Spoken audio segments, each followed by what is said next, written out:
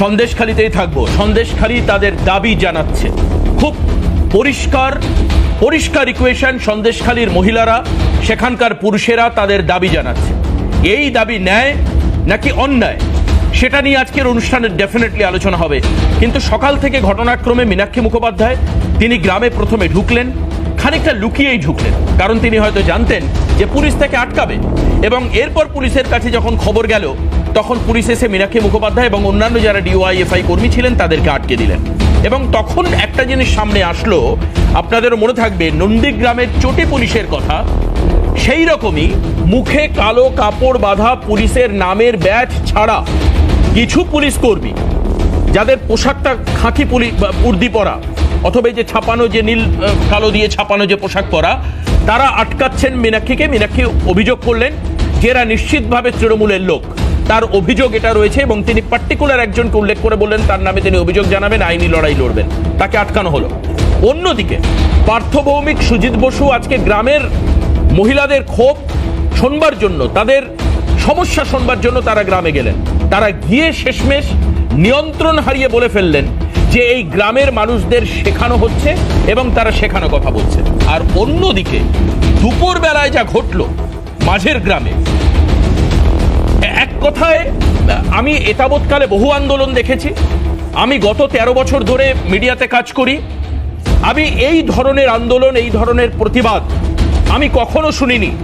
পুলিশের সামনে দাঁড়িয়ে যেভাবে মহিলারা তাদের দাবি দাবার কথা বললেন, যেভাবে পুলিশকে সরাসরি আঙুল তুলে অভিযোগ করলেন এবং বললেন যে আপনাদের ঘোমটা দিয়ে থাকা উচিত, আমাদেরকে দায়িত্ব দিন, আমরা শেখ শাহজাহানকে ধরে দেব।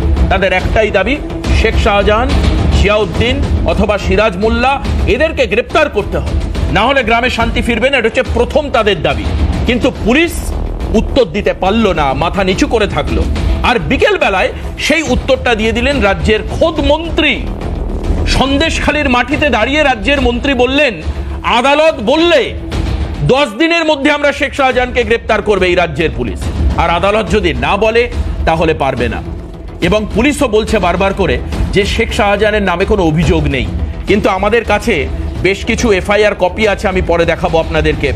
শেখ শাহজাহানের নামে নাকি কোনো অভিযোগ নেই। আমার হাতে এফআইআর কপি রয়েছে, আমার হাতে ডিটেলস রয়েছে। আমি এগুলো আসবো নিয়ে আলোচনায় থাকবো আজকের এই অনুষ্ঠানে। কিন্তু আমরা প্রথম আপনাদেরকে দেখানোর চেষ্টা করি আজকে মাঝের গ্রামে মহিলারা খোলা মুখে, মুখোশ পরে নয়, মুখ চাপা দিয়ে নয়, খোলা মুখে যে ভাষায় পুলিশের সামনে দাঁড়িয়ে প্রতিবাদ জানালেন। কি ভাষায় তারা বললেন, কি বললেন, আপনাদেরকে শোনানোর প্রয়োজন রয়েছে বলে আমি মনে করি অন্ততপক্ষে এখনকার এই অনুষ্ঠানে। দেখুন।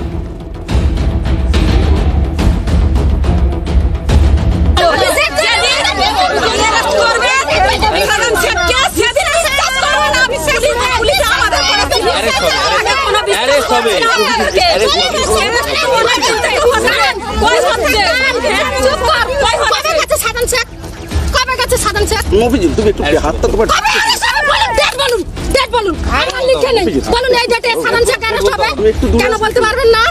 কেন বলতে পারবেন না? শাহজাহান, সিরাজউদ্দিন শেখ এবং অজিত মাইতি, আলমগীর, শিবু হাজরা, উত্তম সর্দার, এদের ফাঁসি চাই। এই অজিত মাইতি দাঁড়ান। শাহজাহান শেখকে ধরতে পারে না, মহিলাদের এখন চুপ করুন, এনা শাখা নিন, শাড়ি নিন, পরে ঘুমটাতে বসে থাকুন,